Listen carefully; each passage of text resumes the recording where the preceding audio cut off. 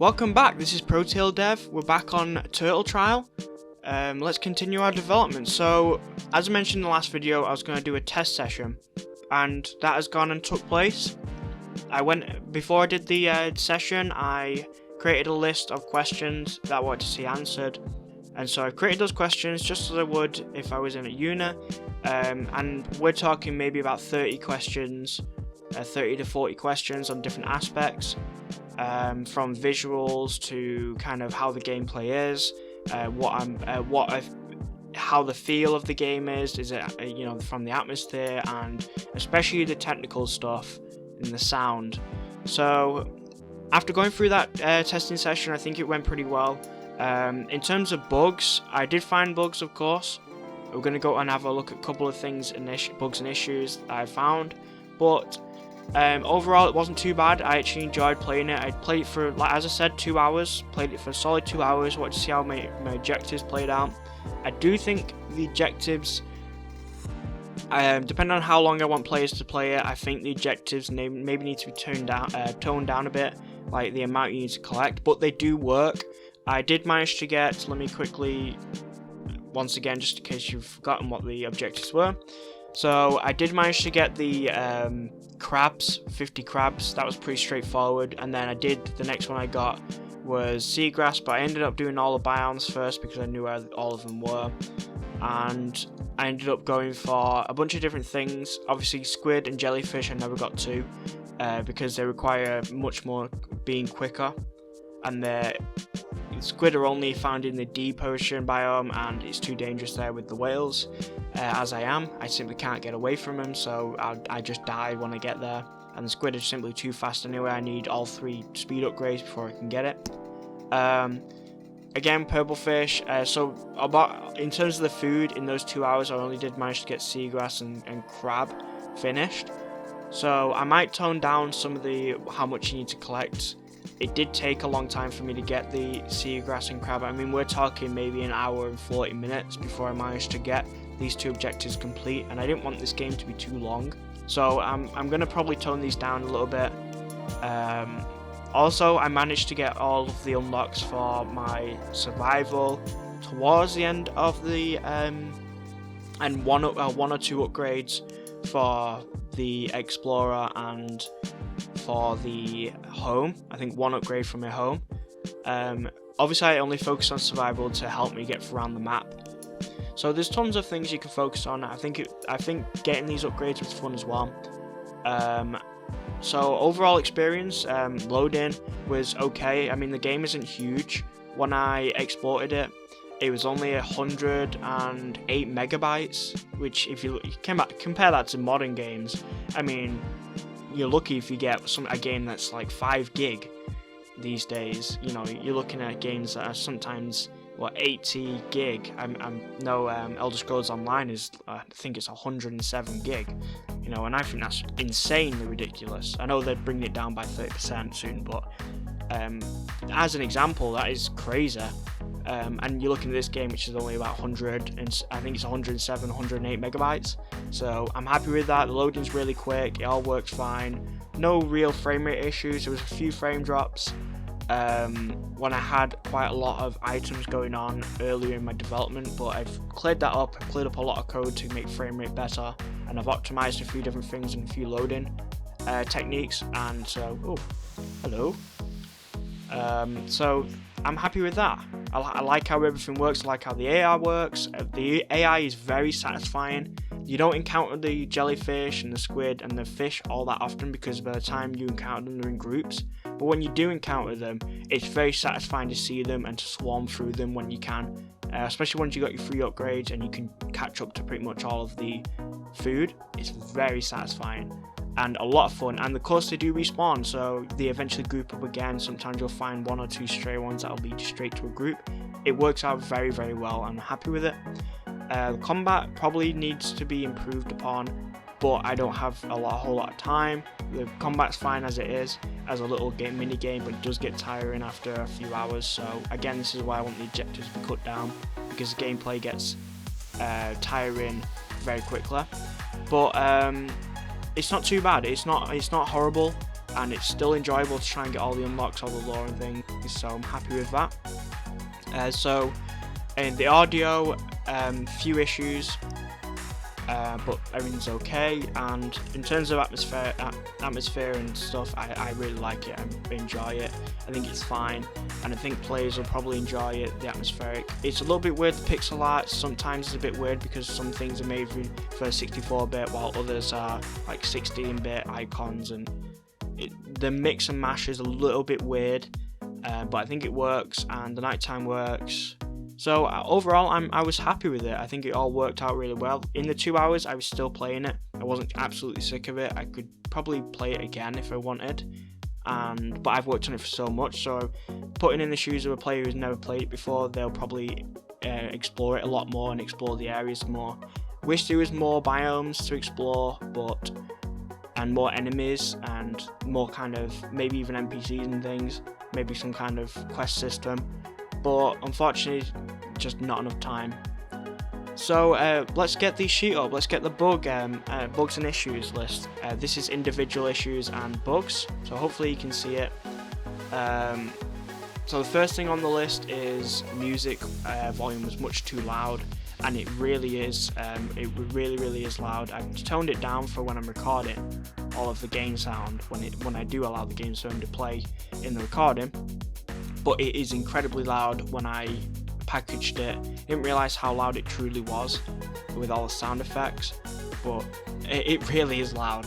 So I've toned down the music volume that I had playing.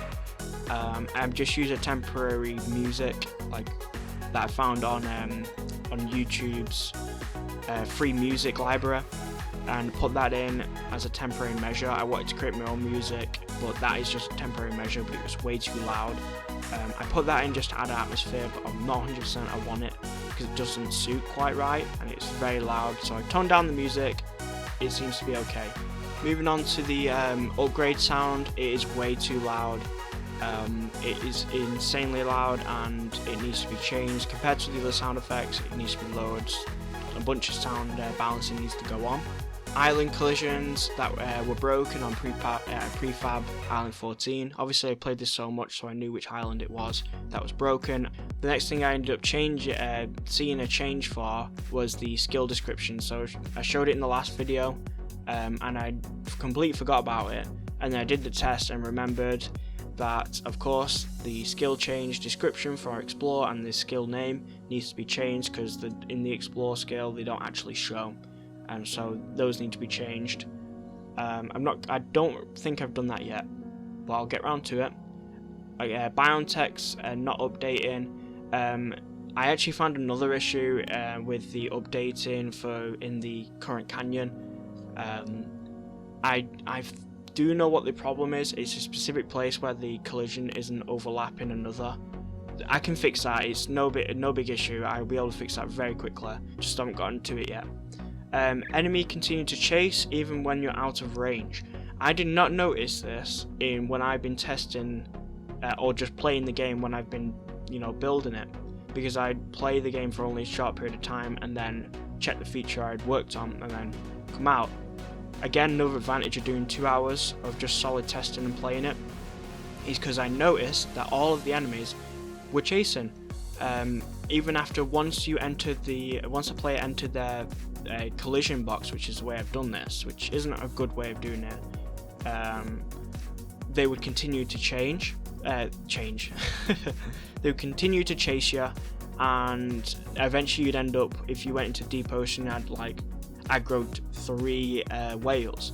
If you died and then respawned, the whales would eventually catch up to you and meet you, and eventually you'd have all the enemies on you and you wouldn't be able to get anywhere, and it was very frustrating. It only started becoming a problem though after an hour. The next thing was, I'm going to try and get through these because I'm taking a bit of time. Minimap location needed to be repositioned.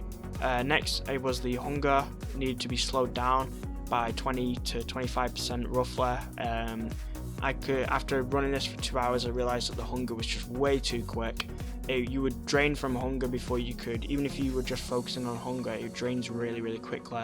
Death isn't enough, so this is the next one. Death isn't punishing enough. And I did mention this in the last episode that I thought death may not be as punishing. Taking back the feedback from our Scrooge game, death didn't really feel like it was too dangerous, so I decided to get rid of resources, but even then it still wasn't too punishing. Now I've decided what I'm going to do is I'm actually going to take away skill points, 1 or 2 skill points, which is huge, especially for if you want higher end skills. It can be quite important, and I think that was probably punishing enough. I need to add night ambience because nighttime doesn't really feel quite complete yet without some kind of ambience to cue like a sound cue to give to the player. Obviously, the next thing was objective current number completion collection shown for player.